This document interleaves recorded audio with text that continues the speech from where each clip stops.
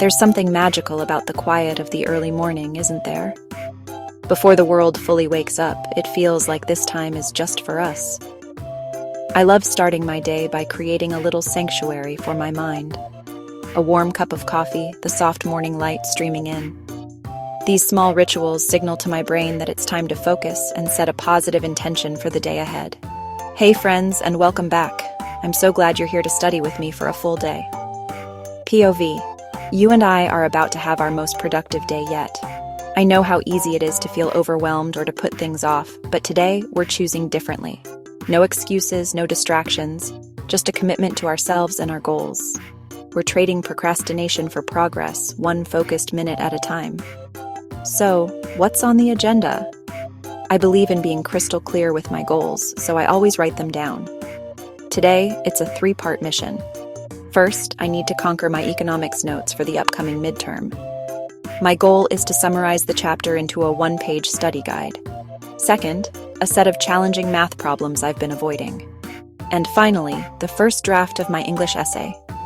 The goal isn't perfection, just getting the ideas down. What are your top 3 goals today? Let me know in the comments.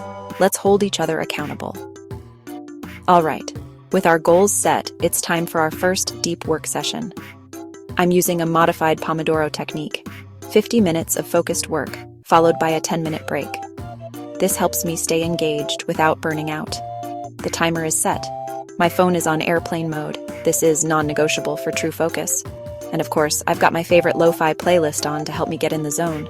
The gentle beats help drown out distractions and keep my mind from wandering. Let's make it happen together. For this first block, I'm diving into economics using active recall. Instead of just passively rereading, I'll read a section, close the book, and jot down the key points from memory. It forces my brain to retrieve the information, which is so much more effective for learning. It might feel slower, but the payoff is massive. Another simple tip: keep water on your desk. Staying hydrated is crucial for cognitive function. Your brain will thank you. All right, let's dive into the first study block of the day. For me, mornings are for deep focus on more analytical subjects like this biology chapter. I used to just color everything that looked important, but I've learned that strategic highlighting is a game changer. Highlighting isn't about making notes pretty, though a little color never hurts the vibe. It's a deliberate process of creating a visual hierarchy.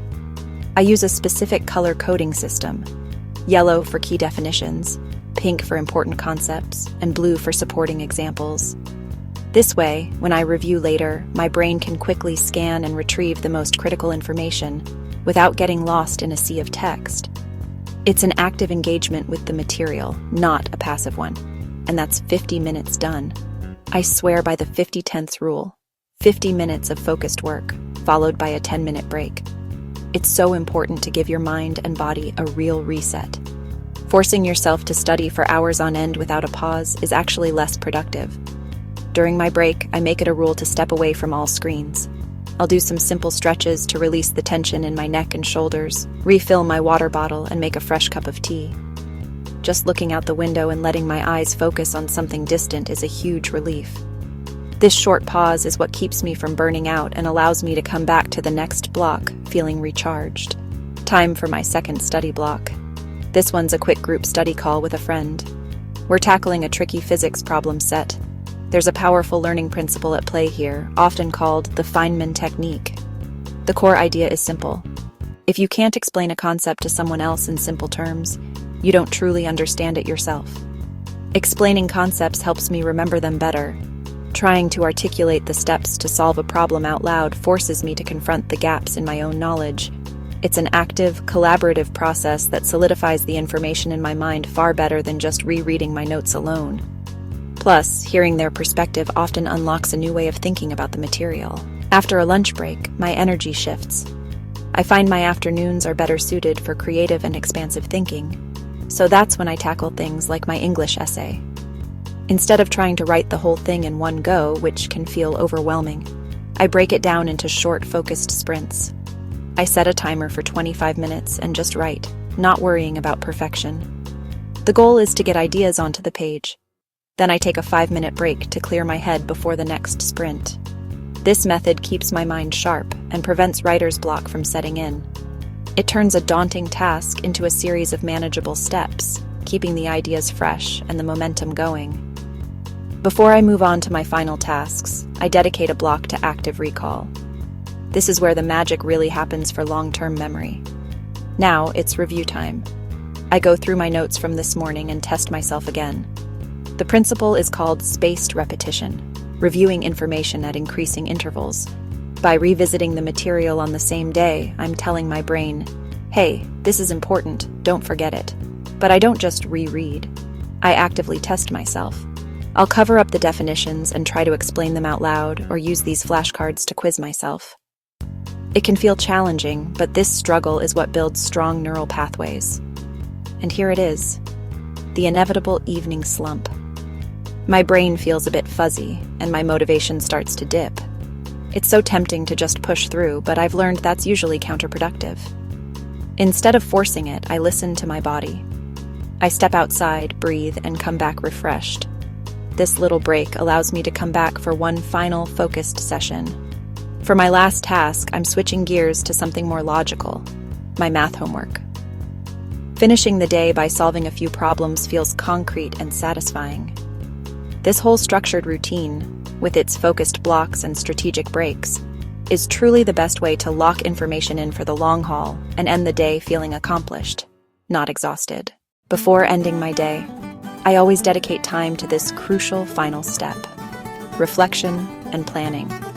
It's a non-negotiable part of my routine that brings a sense of closure and control. I start by looking over my planner, physically ticking off the last tasks of the day. There's something so satisfying about seeing that progress visually. I reflect on what I achieved, not just what was on the list, but how I felt while doing it. Was I focused? What were the biggest challenges? Answering these questions helps me understand my own work patterns better. Then, I gently shift my focus to tomorrow. I sketch out my top 3 priorities for the next day. This simple act of pre-planning is a gift to my future self, clearing away the mental clutter and decision fatigue that can so easily derail a morning. It ensures I wake up with clarity and direction, ready to start strong. This daily ritual reinforces a powerful lesson. Daily progress is what really builds success. It's not about giant leaps, but about the small, consistent steps we take every single day. Each small win, each page turned, each concept understood. It all compounds over time. It's easy to feel overwhelmed by the mountain ahead, but focusing on the single step in front of you makes the journey manageable and ultimately more rewarding. And that's a wrap on my productive day. Thank you so much for studying along with me. If you made it this far, you're officially part of my study squad, and I'm so happy to have you here. This community is all about supporting each other through the highs and lows of our academic and personal growth journeys. So, I'd love for you to comment your goals below. What's one thing you want to accomplish this week? Let's hold each other accountable and keep the motivation flowing. Your stories and ambitions inspire me immensely. See you in the next one.